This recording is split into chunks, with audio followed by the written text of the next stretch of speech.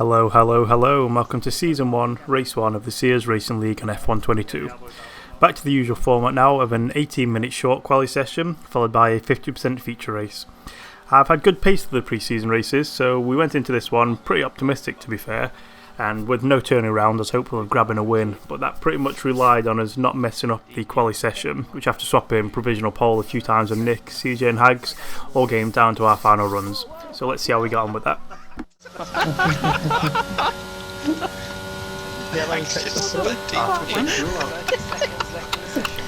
What the fuck? You might have not spun if you had full traction control. I mean, I don't think we would have made 20 seconds to go. What the fuck, man? Has he got a grip end for that, or what? Surely. Not that. It's not come off with one. What? Oh, he turned them off in the second. Looks like everyone made the line. He did.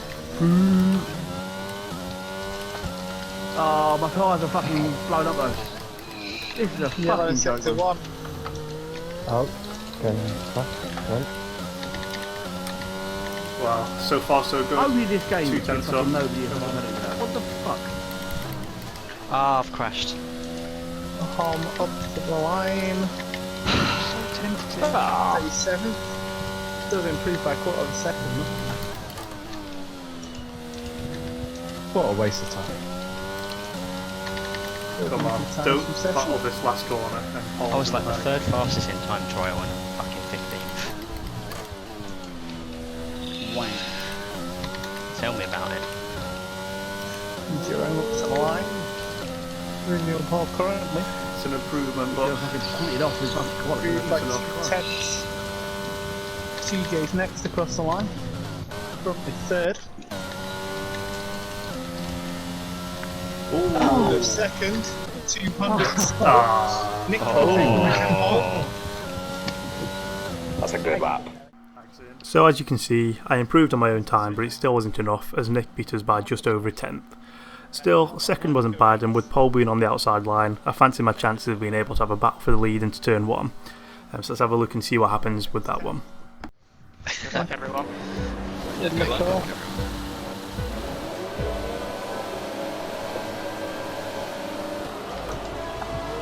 Starting late. People actually did alright then, they haven't been in the practice race. Someone left into the right hander. Oh, bollocks! Oh, Fucking hell! Sounds like there was some carnage thanks. and Nick Who's has that? disappeared, so that is Jesus. Who was that? good news for the race hopes. Oh, Could be a meaty CJ battle. Oh, even Maxi. softer as well. Oh, for fuck's sake. oh fucking hell. Oh, what is going on here? oi! I was fine and someone took me up from behind. This is going to be soft Fuck's parts. sake.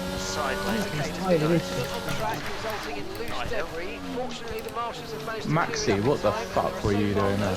I mean, I had 2 cars to the left of me. I couldn't exactly go any wider.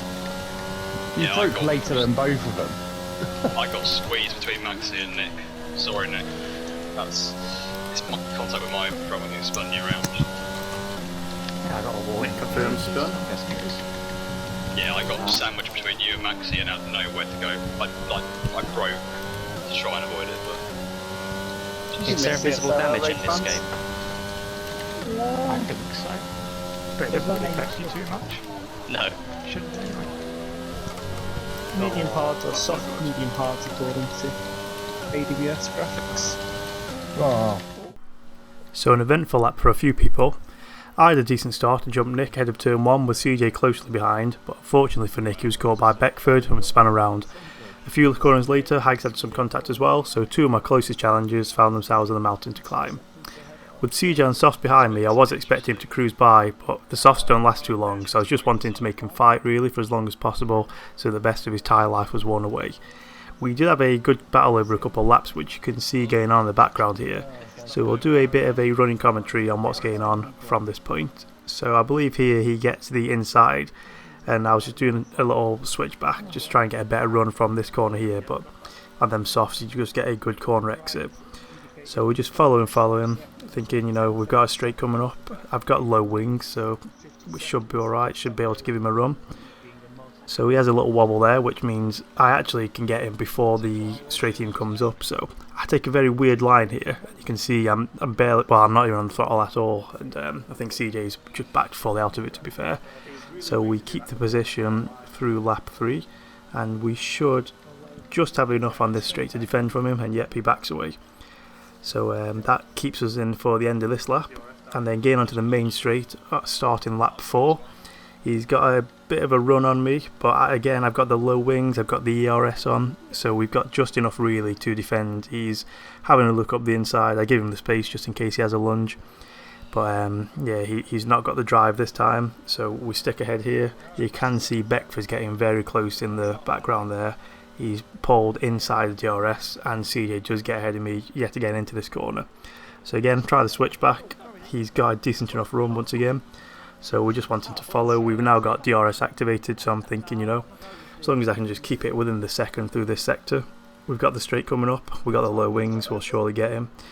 He takes this corner a lot better, so we don't get that same run into the weird dodgy hairpin that not a single person likes the layout of. And I tell you who doesn't like the layout of it, CJ, because as you see, gets on the throttle a bit too early and he spins it. Round just before the DRS. Can it damage on the back CJ? straight. No, that no.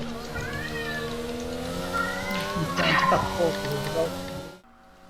So from there, nothing really happened until lap 10, where the virtual safety car came out. As you can see, I had to literally come to a stop on the track here because it came out and we were 5 seconds over the delta, which is still very broken on this game.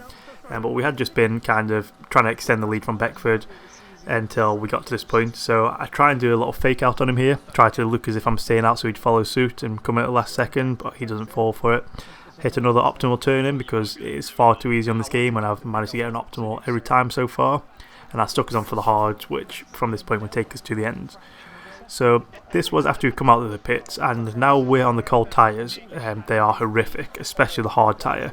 So I'd struggled all through the starters lap. As you can see, Beckford is really close, and I get to this corner, and scary moment, I actually get caught on the curb there. So I'm pretty much just on like a scale electric track and just come off it basically.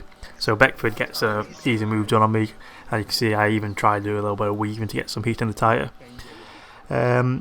He managed to defend for that first lap where he got past, but the next lap I was in my groove. He's tried to defend the inside line early, but it was just far too early really. Got the DRS on him, miles clear, got a bit of overtake on, and from this point onwards, honestly nothing really happened in the race.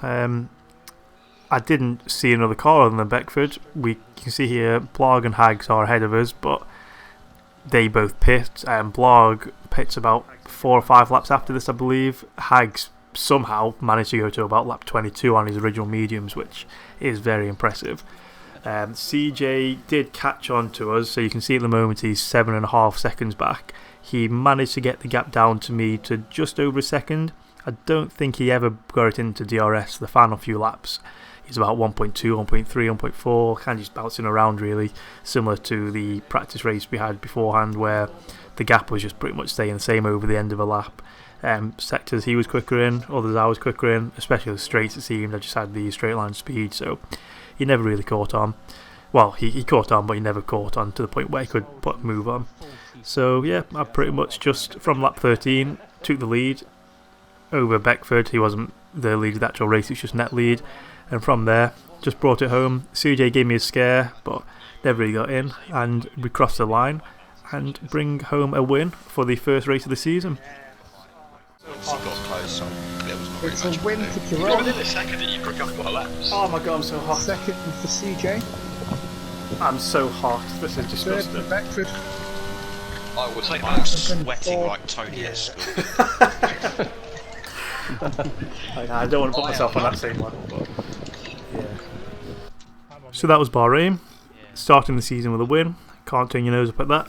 We could go one better and get a pole and a win, but Tony is back from the next race, which is Saudi Arabia, so I'm pretty sure we're going to go back to just following his tail. But you know what? You can only take advantage of the opportunities you're given, and we did that today. So next race will be Wednesday, 9 o'clock, Saudi Arabia, as previously mentioned. Hopefully we'll get the clips up by the Thursday or Friday, but do not expect me to maintain this level of commitment because it ain't going to happen. But hopefully for those who have watched, you've enjoyed it, and come back, tune in, subscribe, hit like, all that business, and you'll get to see a bit more of the zone. Thank you for watching, see you in a bit.